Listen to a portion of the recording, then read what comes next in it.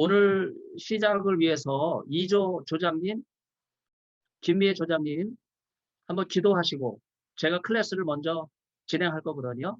요르단 선교에 대해서 클래스를 진행하고 그 다음에 쉬었다가 요르단조 발표하는 시간을 갖도록 하겠습니다.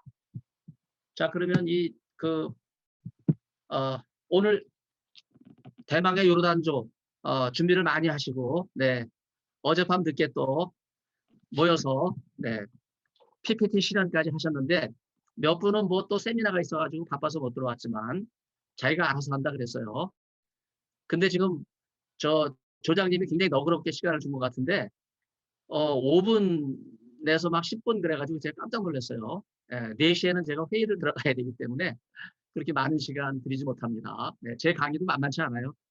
우리 김미애하고 기도하고 시작하겠습니다.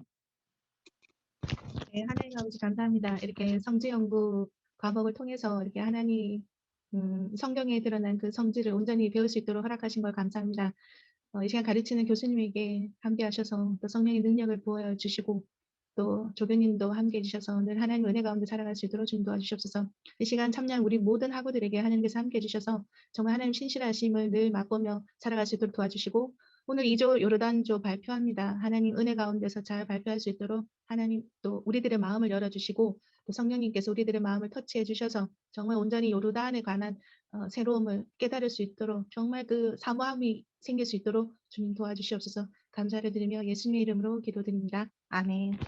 아멘. 네, 감사합니다. 이조 요르단조 환영합니다. 네, 기도해 주신 우리 조장님 감사드립니다. 자, 그럼 우리 김정화 전사님, 요르단조 선교에 대한 자료 공유해 주세요. 네, 요르단조 오늘 복음 선교를 위한 제어를 여러분들과 함께 하도록 하겠습니다.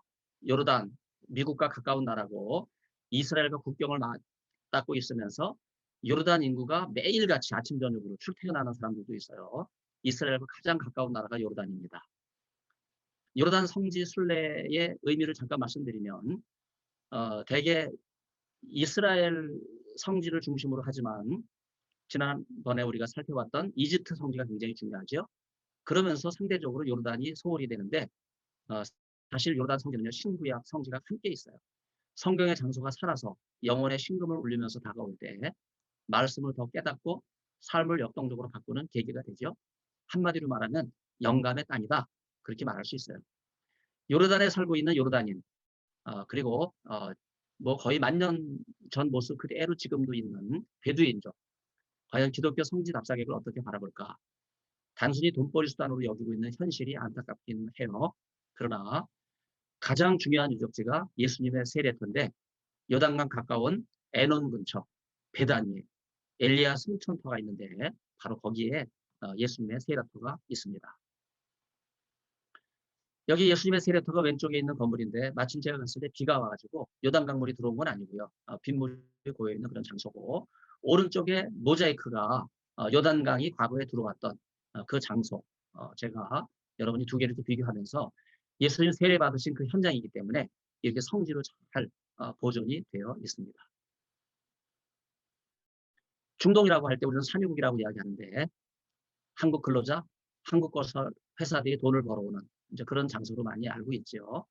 그러나 사실 9.12 테러 사건 이후에 중동보다는 이슬람이 상위 관심사가 됐어요.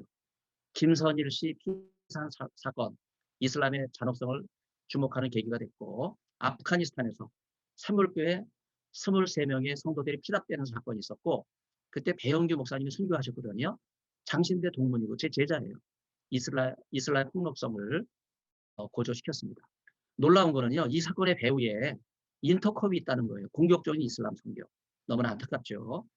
교회론과 기독론이 굉장히 약한 그런 단체가 바로 인터컵이에요. 이슬람 16억 인구 무슬림이 있는데 이미 로마 천주교 숫자를 능가했고 21억 기독교를 위협하는 수치입니다.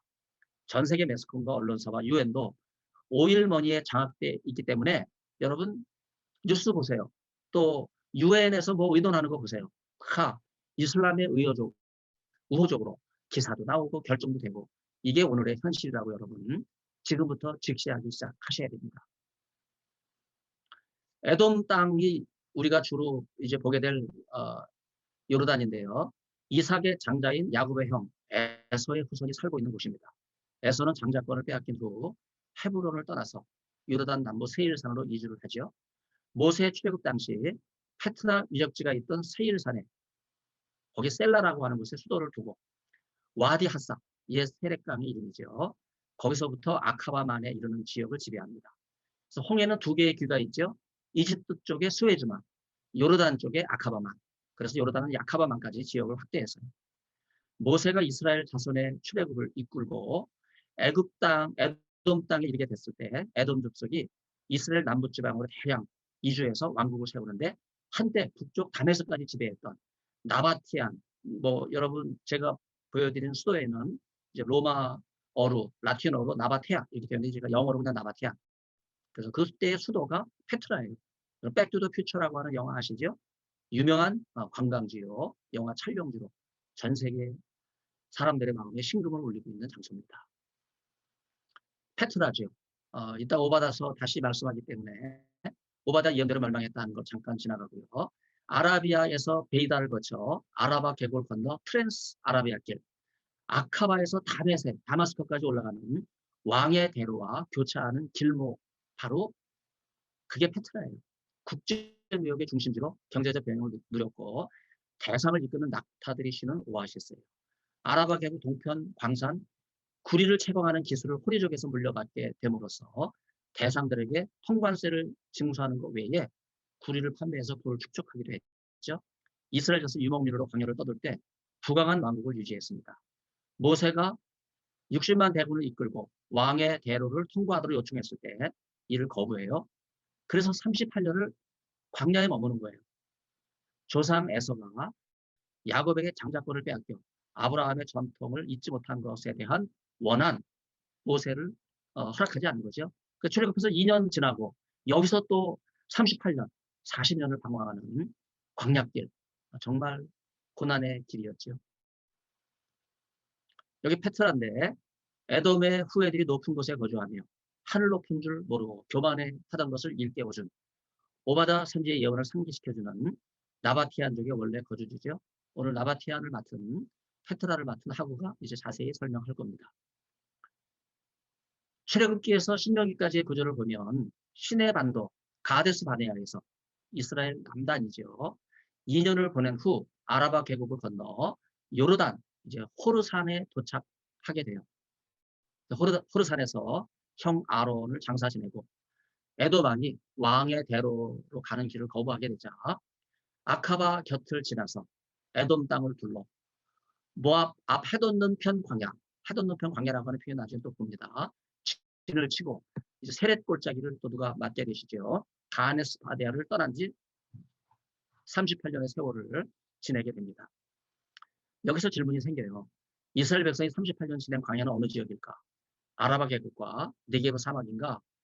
이거는 이스라엘 남단, 부엘세바 남단 지역이죠. 룸 계곡과 카락 동편의 요르단 사막지대인가? 이쪽으로 보려고 하는 견해가 여러분 그 발표에도 제가 확인을 했어요.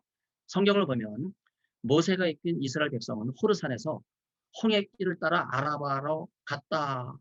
또 에돔 땅을 둘러갔다. 다시 홍해길로 되돌아왔다.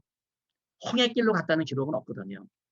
그런 점에서 노뱀 사건이 중요한 단서가 되는데 바로 이제 구리가 나는 대장간이 있는 곳으로 그렇게 추정을 해볼 수 있는 거죠. 모압 앞 해돋는 편 광야라고 하는 표현이 굉장히 중요하다는 말씀을 얼핏 드렸는데 모압 왕국의 동쪽 요르단 광야를 가리킵니다. 이때는 이미 이스라엘 백성은요 200만 이상의 규모로 결혼한 거죠. 최소한의 생존 수단이 확보되어야 하는 상황이 된 거예요. 그렇다면 왕의 대로는 막았고 그러면 암만으로 바로 느보산으로 바로 갈 수 있는 그런 상황은 아니었으니까 동부 요르단 광야밖에 없는 거죠. 이 광야에서는 간혹 샘물이 나는 오아시스 마을이 있었어요. 이 지역은 당시 에돔족이나 모압족 혹은 암만족이 살지 않았던 광야였기 때문에 뭐 왕의 대로를 막아도 굳이 바데스 바네아로 돌아갈 필요는 없는 거죠. 동쪽으로 해돋는 편 광야로 갔다고 보는 거예요. 200만이 모압족과 충돌하지 않고 38년 동안 머물기에 충분한 공간인데 적어도 거기에 물이 있어야 되거든요. 그래서 단서가 있습니다. 이스라엘 자손들이 세렛 골짜기 닿기까지 38년 지낸 광야는요. 네게브 사막의 신광야도 아라바 계곡의 사막지도 아닌 지금의 와디 한사 이남 오아시스가 산지한 마한 지역과 여러분 중에 한 분이 조사하신 와디럼 사막지대일 가능성이 높아요. 와디럼은 그 밑에 어마어마한 수장고거든요. 그래서 우물을 파서 물길을 찾아서 200만이 38년 동안 생활할 수 있는 그런 가능성의 장소로 추정해 볼 수 있는 거죠. 모세가 이스라엘 백성을 이끌고 38년 동안 머물렀던 요르단 땅, 과연 광야에서 살 수 있을까? 신명기 8장은요. 광야는 아무도 살 수 없는 거예요. 그래서 하나님의 도우심 없이는 살 수 없는 바로 그런 곳으로 묘사하고 있는 것이 신명기 말씀입니다. 바로 이 말씀을 예수님께서 인용하시죠. 시험사는 40일 동안 밤낮을 금식하시며 기도하신 후 마귀의 시험을 받았을 때 신명기 말씀으로 그 모든 시험을 물리치신 것처럼 마귀를 이기는 능력은요. 하나님 말씀밖에 없어요. 자, 이제부터 오늘 제목으로 내건 내용으로 여러분을 초대하려고 합니다. 요르단 국경지대에서 펼쳐지는 난민 캠프 사역이 작은 희망이지만은 무슬림에게 보내고 있어요. 하나님께서 요르단을 구원하실 놀라운 역사가 저는 분명히 준비되어 있다. 그렇게 확신합니다. 여기 요르단 광야, 뭐 사람뿐만 아니라 생물이 생존하기가 어렵죠. 여러분 이 그림에서 풀 한 포기가 저 낙타 등 위쪽에 조그맣게 덤불 양쪽으로 아주 작게 이렇게 있는 거 볼 수 있죠. 원주민은요, 이 와디롬에서 물을 쉽게 구했어요. 왜? 물길을 알기 때문에. 바로 이 와디롬 지하가 어마어마한 수장고거든요. 이스라엘 자손은요, 에돔 왕국 주번 광야를 헤매는 38년 동안 고난을 겪었지만 그 후에 이 고난을 갚는 거예요. 이게 참 안타깝죠. 지금까지 이어진다고 볼 수 있어요. 가나안 땅을 정복한 후 에돔족에 대해 끊임없이 정복 전쟁과 적대 행위를 하게 되죠. 역사는 승자의 입장에서 기록됐기 때문에 다윗이 통일왕국 건설할 때 에돔족을 증벌해서 3분의 1에 해당되는 1만 8천 명을 죽이고 나머지는 노예로 삼죠. 그때 공을 세운 사람이 바세바의 남편 우리아예요. 결국 바세바를 범하고 완전 범죄를 꾀하기 위해서 최전방으로 암만 전투지요. 우리아를 내보내고 거기서 전사하게 하는 바로 이 일이 다윗의 통일왕국 시대예요. 솔로몬은 파이난이나 에시온 게벨, 또 에일랏이라고 하는 도시는요. 이스라엘 제일 남단 에시온 게벨 유적에서 이제 같이 일치되는 지역인데 와디 아라바에 매장된 풍부한 구리광산, 에돔족의 강제 노동 덕분에 최강해서 결국은 이스라엘 백성들은요. 이 에돔족을 이용해서 또 에돔족이 준비했던 구리광산을 통해서 부국 강변을 꾀했다. 최고의 수혜자는 솔로몬이었다. 그걸 우리가 구약성경에서 확인할 수 있죠. 아카바만, 이스라엘은 아카바만이라고 안 부르죠. 최남단 도시 에일랏, 그래서 에일랏만 이렇게 부릅니다. 이집트 누에비아 항구에서 홍해를 거슬러 한 2시간 정도 걸리는 곳에 있는 항구 도시입니다.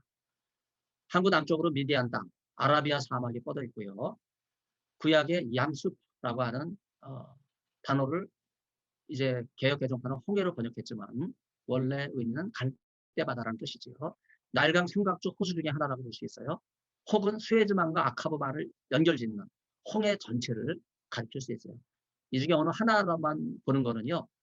고대 얌수프의 배경을 잘 모르고 하는 얘기예요. 과거 장신대 구약 교수 중에 한 분이 이걸 그냥 갈대바다라고만 이야기해서 이스라엘 홍해를 건넌 것을 조금 약화시키는 듯한 이제 그런 일이 있어가지고 장신대를 떠났던 그런 일도 있죠. 아무튼 이 전체적으로 봐야 돼요. 홍해 전체를 가리킬 수 있는 그런 용어로 생각할 수 있습니다. 아까 말씀드린 에시온 게벨과 에일랏 항구인데 이스라엘 최남단 도시라고도 볼 수 있고 출애굽 과정에서 이스라엘 백성이 2번 진을 쳤던 지역이에요.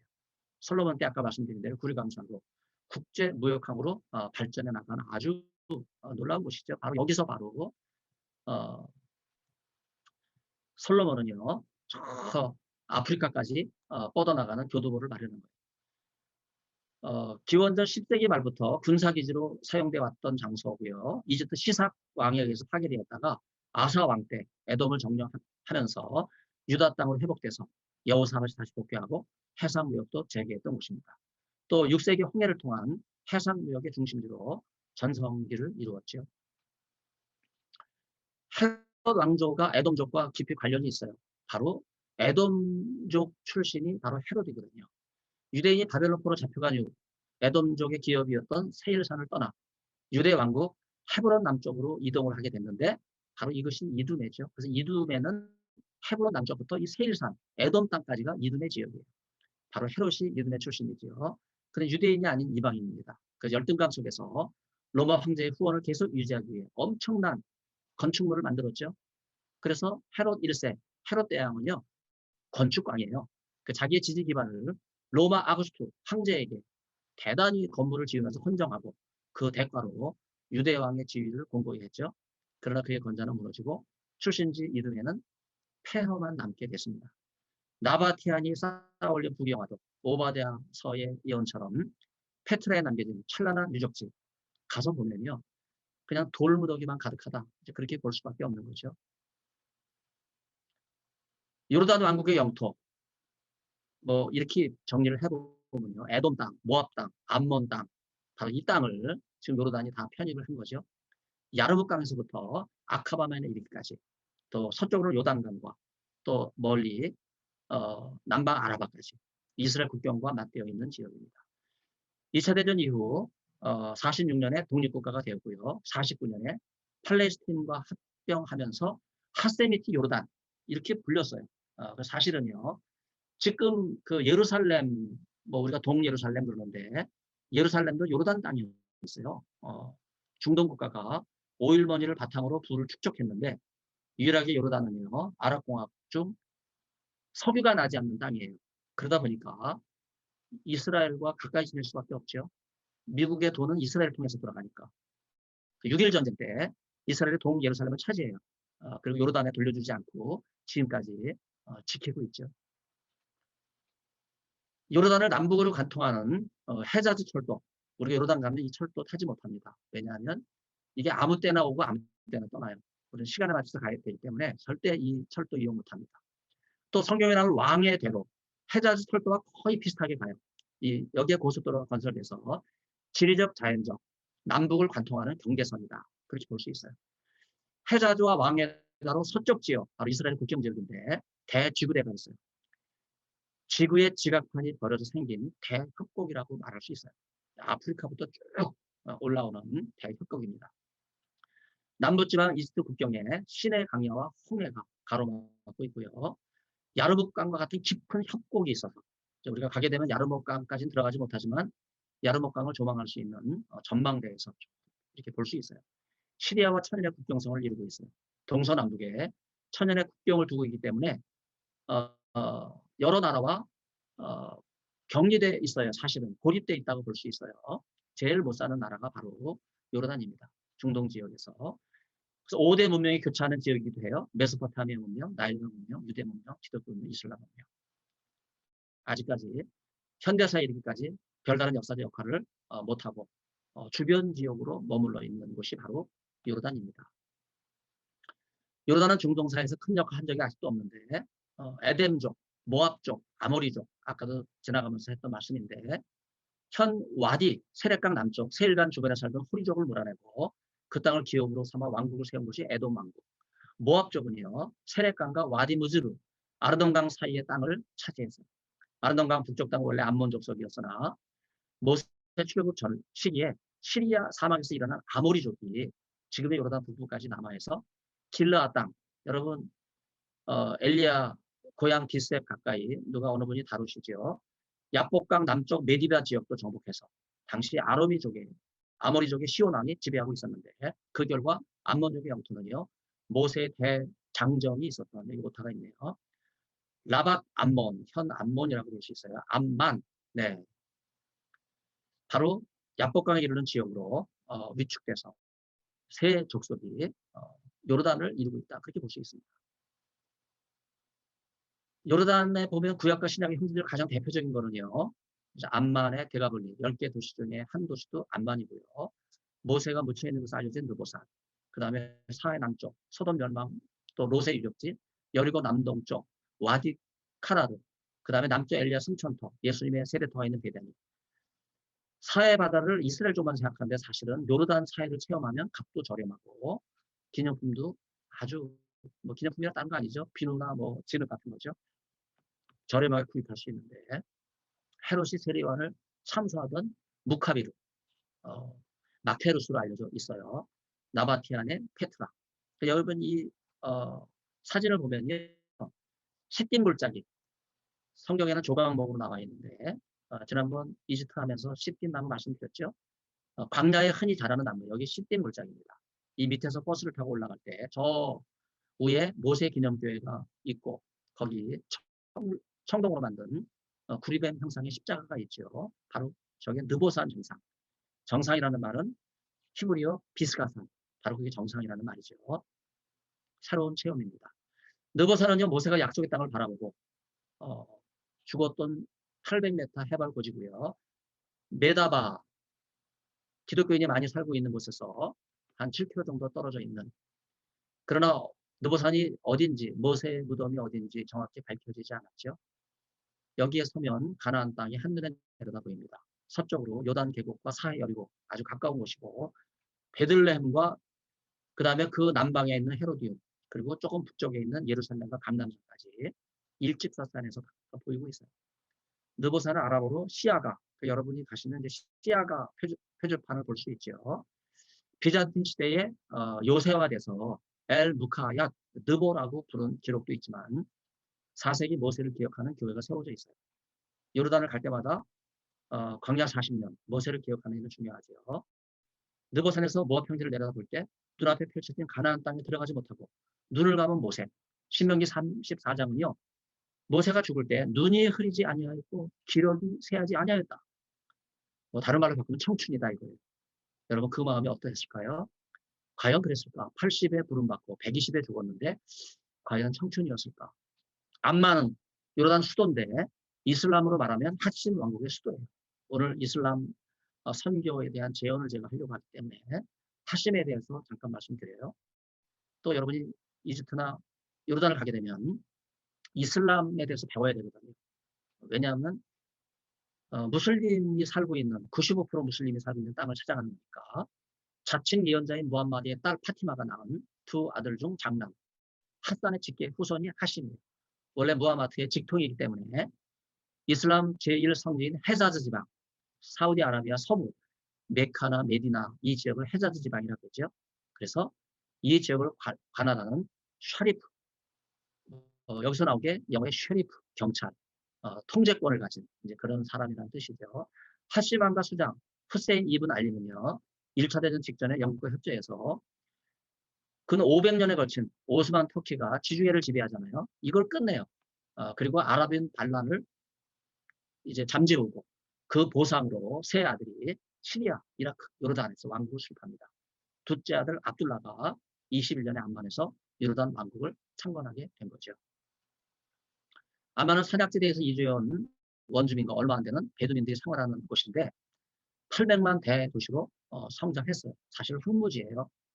암만의 역사는요. 구약의 라못 암만과 정확하게 일치합니다. 암만족은 아브라함의 조카 롯의 후손이에요. 첫째 딸 후손이 모압족, 둘째 딸 후손이 베냐민, 곧 암만족이죠. 모압족은 자기 조상 출생 동굴이 자리한 샤피를 포함해서 세렉강에서 메리바까지. 암몬족은 기원전 1200년경 암만을 수도로 북쪽 야복강까지. 이 두 족속 결국은 롯의 자손이기 때문에 서로 적대하지 않았습니다. 아브라함의 후손, 데라의 후손이라고 볼 수 있죠. 히브리족과는 사사시대 이후에 600년간 끊임없이 적대 관계를 유지했다. 여러분 한반도에서 남과 북이 민족 상단의 비극은 저리 가라예요. 활동면에서 아브라함과 롯 붙인 하란, 데라의 후손, 형제간인데 너무나 치열한 혈육전이 계속돼 왔죠. 암몬성의 칼라이아 산언덕에 중요한 유적지가 있어요. 바로 그게 고대 암몬성이에요. 이스트 프텔레마이오스 왕조의 2대 필라델포스, 굉장히 중요한 인물이죠. 헬라 도시를 건설하고 이름을 필라델피아로 개명해요. 그리고 헤라클레스 신전을 세우는데 바로 옛 암몬 왕국의 중심지. 여러분 이제 가게 되면 바로 이 고고학 유적지가 있는 암몬성, 바로 필라델포스는요, 부친 푸텔로마이오스, 아까 그 이제 영어로 표현하면 푸텔로미, 여러분 많이 들어보셨죠? 네, 나바티안, 영어식 표현이 우리에게 귀에 많이 있죠.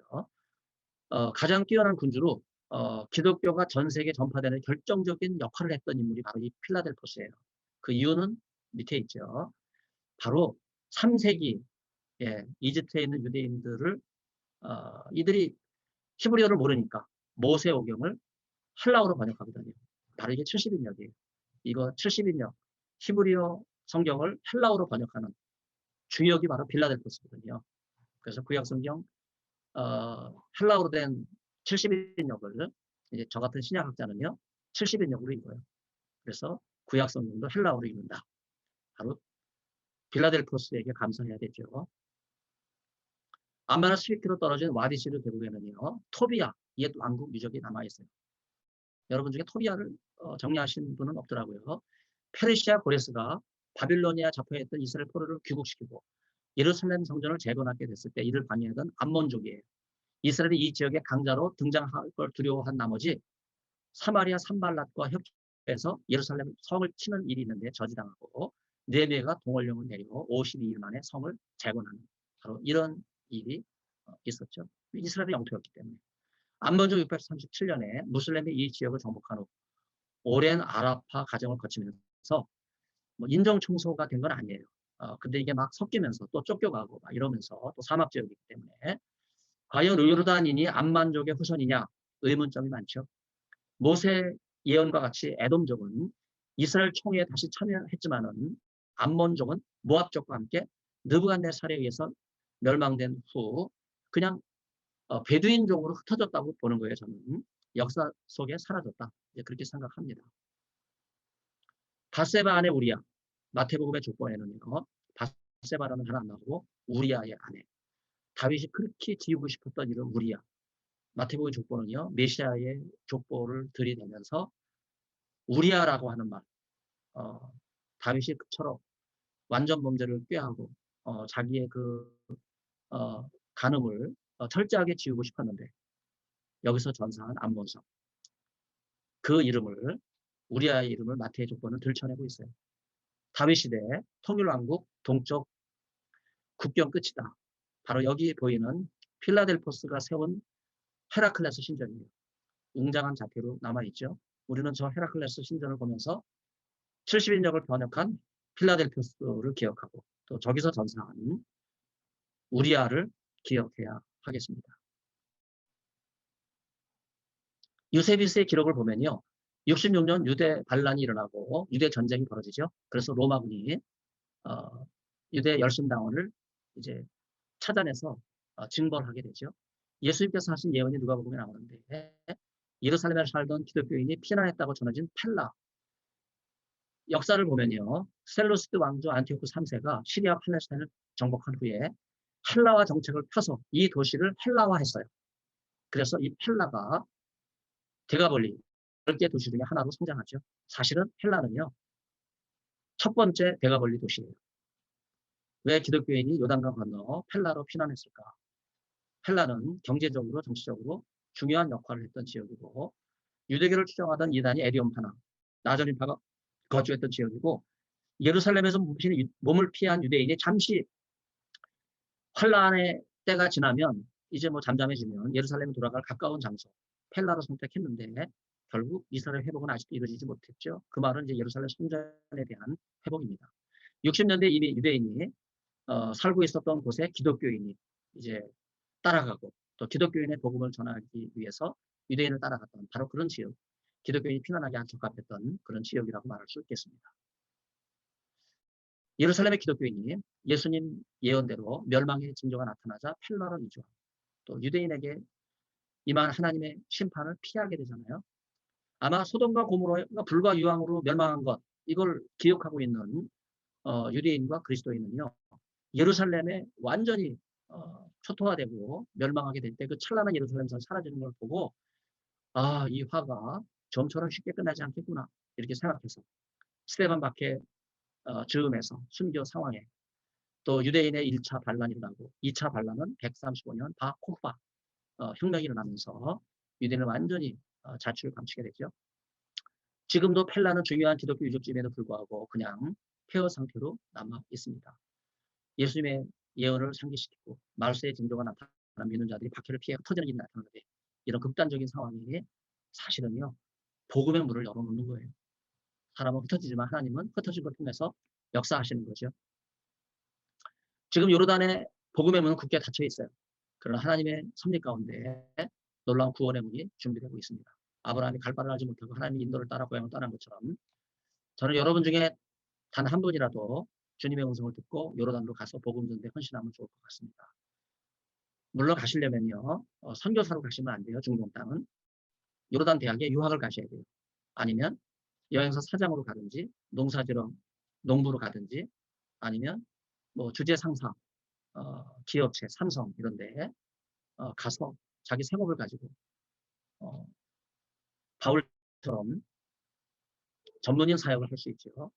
아시리아가 이스라엘을 침공할 때 남은 자가 펠라지악을 거쳐서 암몬성에 도착해서 뿌리 내린 흔적이 지금도 남아있고 하나님께서는 바로 그 흔적을 통해서 믿는 사람들, 그루터기 남아있거든요.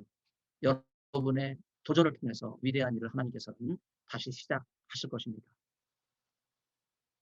암몬성에 발굴된 거기 도서관이 있는데 뭐 우리는 아무리 바빠도 도서관은 반드시 들어갑니다. 그래서 여러 도서관을 가기 때문에 성지 세 나라지만요. 아마 6개 이상의 도서관 가실 거예요. 기원전 8세기 유물이에요. 아시리아, 이스라엘을 침공할 때 구약 성경과 연결된 아주 소중한 유물. 바로 이 아시리아 유물이에요. 놀랍죠? 1918년 터키 일부분인 요르단, 나중에 이제 독립해서 터키로부터 독립하고 46년 후세이방을 군주로 법제 군주국이 되면서 또 영국으로부터 독립하고 또 걸프 전쟁과 또 이라크에 대한 규제가 또 요르단에 미치고 경제적 희상과 또 불안정한 정치 상황. 우리가 사실은 그 현대사도 연구 많이 하셔야 돼요. 사실은 여러분이 요르단 대학에 유학할 때 요르단 정치사 이걸 지원해서 가면요. 쉽게 여러분은 입학원서 장학금을 받을 수 있어요. 자기네 나라를 공부하기 위해서 한국 사람이 간다는데 장학금 안 줄 리 있겠습니까? 걸프전 이후 많은 요르단 사람이 이슬람의 진실성을 의심하게 되자 전례 없는 많은 무슬림이 기독교로 돌아서게 된 거죠. 사실 요르단과 이스라엘 사이에는요. 46년간 적대 관계가 있었고 94년 10월에 미국의 중재로 평화협정이 서명돼요. 그래서 그 후부터 요르단과 이스라엘 사이 왕래가 빈번해졌지만요. 그러면서 두 나라는 여전히 상급이고 서로 뭐 때만 되면 싸우는 거죠. 그러면서 이스라엘에서도 선교사가 추방됐고 요르단에서도 선교사가 추방되는 이런 일이 일어났어요. 요르단은 목의 중심 사회인 이스라엘과 달리 북의 중심 사회예요. 굉장히 가까우면서 다르죠. 전통적으로 명예를 중요하게 여기기 때문에 부족 한 사람이 피해를 입으면 부족 전체가 피해를 입은 것으로 생각해서 그냥 공동체가 뭉치는 거예요. 그래서 이런 걸 잘 기억하고 우리가 요르단 선교를 준비해야 됩니다. 요르단 기독교 전체 인구 6% 얼마 되지 않죠. 네. 요르단 기독교 대부분은요. 아랍 무슬림과 문화적 가치를 공유한다. 이제 그렇게 볼 수 있어요. 요르단 헌법에 종교의 자유를 보장하지만 자유롭게 복음을 전할 수 있는 나라가 아닙니다. 마다바의 기독교인 주로 살지만은요. 과거 이름만 봐도 기독교인인지 무슬림인지 알아낼 수 있었어요. 19세기 요르단 기독교인은요. 무슬림에 비해 상대적으로 사회적 지위가 높았죠. 교육을 많이 받았기 때문에. 그러나 후에 무슬림도 점차 고등교육을 받으면서 지금은 무슬림이 더 대세를 이루죠.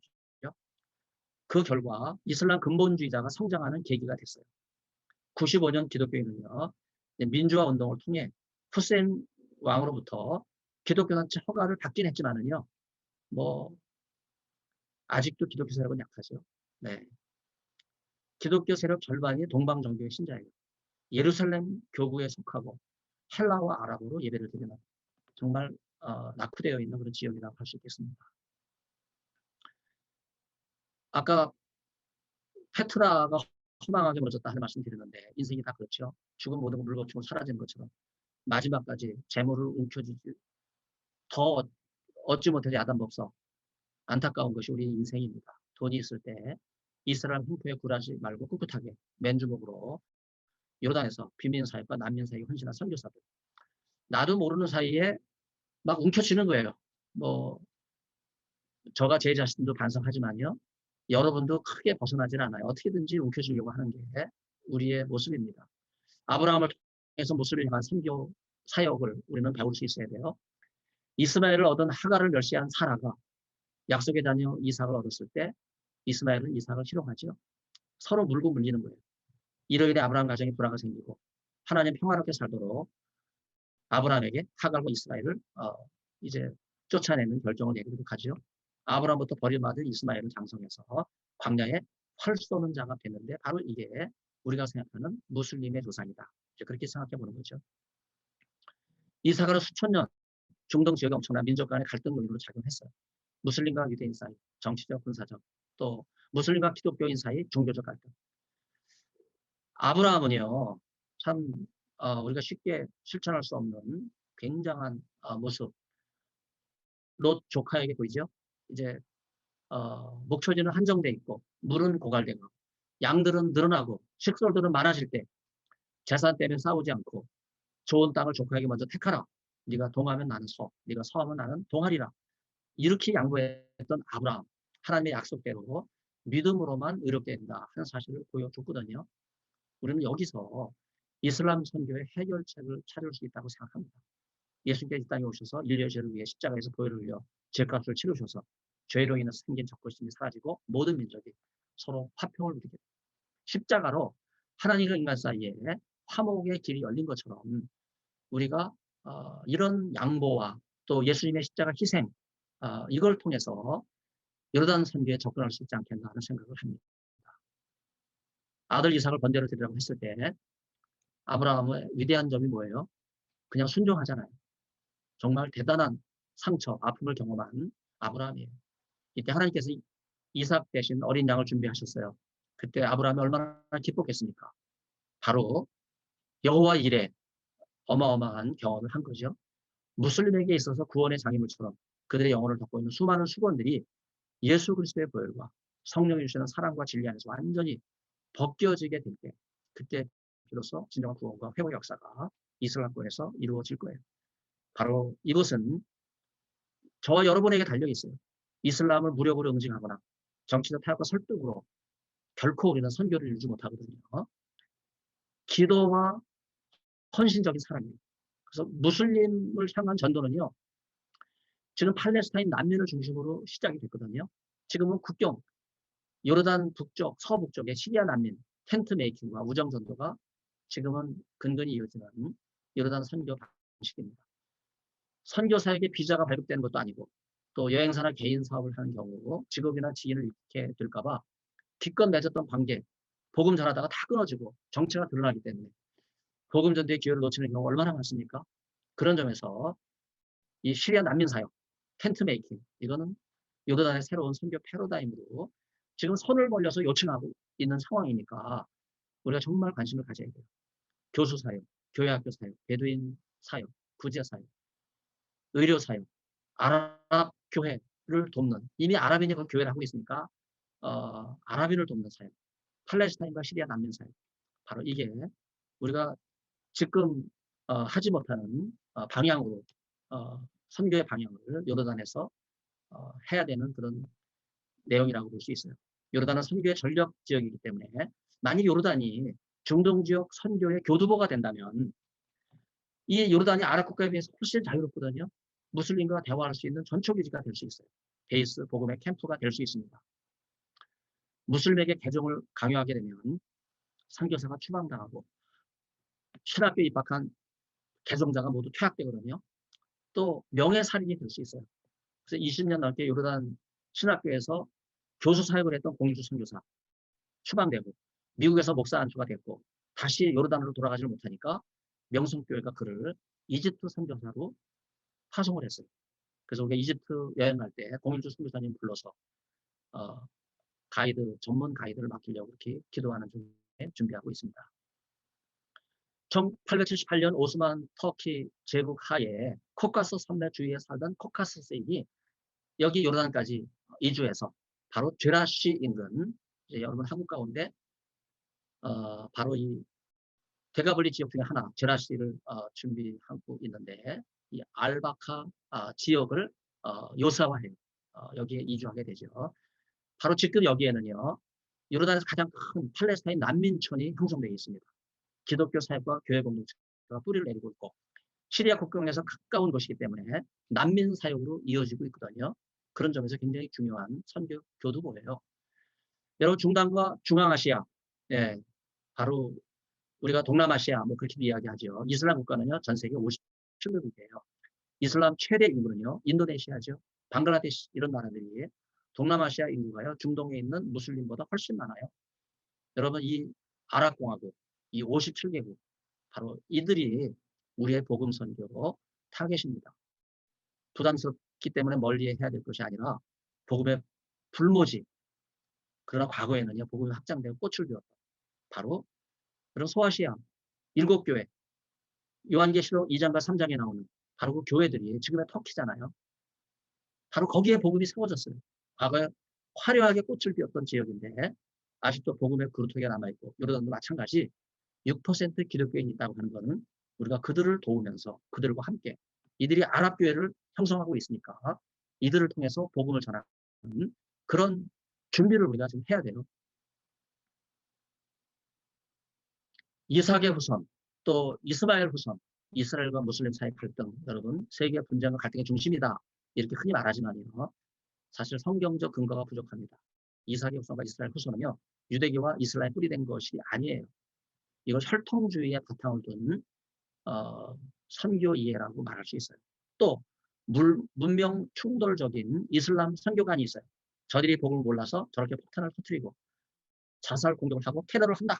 저들에게 복을 필요하면 평화의 사람들로 바뀔 것이다. 피스메이커가 될 것이다. 여러분, 이런 생각, 어떻게 보면 우리 편견이라고 할 수 있는데, 이슬람 선교를 하기에 여러분 이런 생각하면요, 적절치 않아요. 저도 이런 생각이 많은데, 그러니까 이슬람 선교를 못 하잖아요, 저도. 이걸 넘어서야 우리가 이슬람 선교를 할 수 있습니다. 요르단 원주민 상당수는요, 야곱의 후손, 이삭의 후손, 모압과 아몬족, 그리고 에돔족은 물론 므낫세 지파와 갓 지파, 루벤 지파가 요르단 땅을 분배받아서 역사를 거듭하면서 그 땅에 살아왔어요. 거기서 또 헤롯 1세, 헤롯 대왕이 유드메족을 대표해서 또 예수님 시대의 왕이 되잖아요. 모두 아브라함의 후손이에요. 여러분, 우리가 이걸 무슨 점 이렇게 나눌 필요가 없는 거예요. 이들은 지금 아브라함 후손임에도 불구하고 이스라엘 유대교와 무슬림, 이슬람교를 이렇게 달라지고 있다고 하는 현실. 사탄은 무슬림 복음을 문을 열지 않도록 장벽을 세워놨는데 우리는 여전히 그 장벽에 갇혀 있어요. 역사를 통틀어 정치적, 민족적 장애물이 기독교와 무슬림 사이에 만들어졌어요. 특히 11세기와 13세기 10차에 걸친 로마 천주교가 주도한 십자군 전쟁. 여러분, 그게 무슬림에게 엄청난 상처를 입혔거든요. 로마 천주교는 이거를 회개하고 반성하고, 네, 다시 우리는 무슬림들을 받아들일 그런 준비를 해야 돼요. 제가 제안을 하면요, 먼저 하나님께 기도하면서 하나님이 누구신지 고백하며 경배하도록 할 필요가 있어요. 무슬림의 하나님 알라, 유대인의 하나님 여호와, 기독교의 하나님 무슬림과 알라와 유대인의 여호와, 유일신이잖아요. 그러나 기독교의 하나님은요, 유일신이 아니고 삼위일체신이에요. 이 삼위일체신 하나님께 사랑과 자비 또 감사하면서 기도할 필요가 있고, 하나님의 주권과 권위가 회복될 수 있도록 우리가 고백할 필요가 있어요. 전 세계 교회, 특히 이슬람 교회에 있는 교회를 위해서 기도해야 됩니다. 정말 척박한 곳에서 1500년 동안 뿌리를 내리고 있는 교회, 오스만 터키 때 엄청난 시련이 있었음에도 불구하고 500년 동안 또 그걸 이겨낸 공동체, 어마어마한 거죠. 그래서 요르단 땅에 있는 성도들을 위해서 힘과 용기, 결단력, 담대함, 보호를 허락해 주시도록 기도해야 됩니다. 잃어버린 자를 위해서 기도할 필요가 있죠. 무슬림의 꿈과 환상을 통해 주님께 돌아올 수 있도록. 굉장히 중요한 얘기예요. 무슬림도 꿈과 환상을 보니까 그때 성령이 역사하셔서 무슬림의 마음을 돌이키는 게 굉장히 중요합니다. 무슬림의 핵심 지도자들에게 하나님이 임재하셔서 그들이 예수님이 누군지 알고 기도할 수 있도록 우리가 더 매달려야 돼요. 혼란에 빠져 있는 나라들과 다양한 분쟁에 사로잡힌 수많은 피난민을 위해서 여러분 자비를 베푸도록 기도를 해야 됩니다. 요르단 선교는 간단하지 않아요.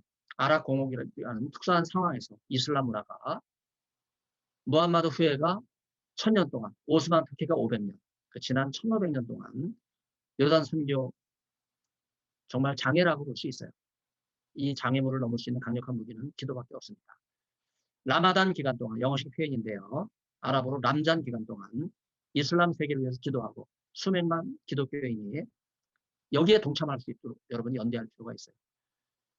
의인 10명이 없어서 소돔 고모라가 멸망했는데 의로운 자들이 하시는 하나님 앞에 드리는 이 기도야말로 요르단을 구원하는 데 큰 도움이 된다는 사실을 기억할 수 있길 바랍니다.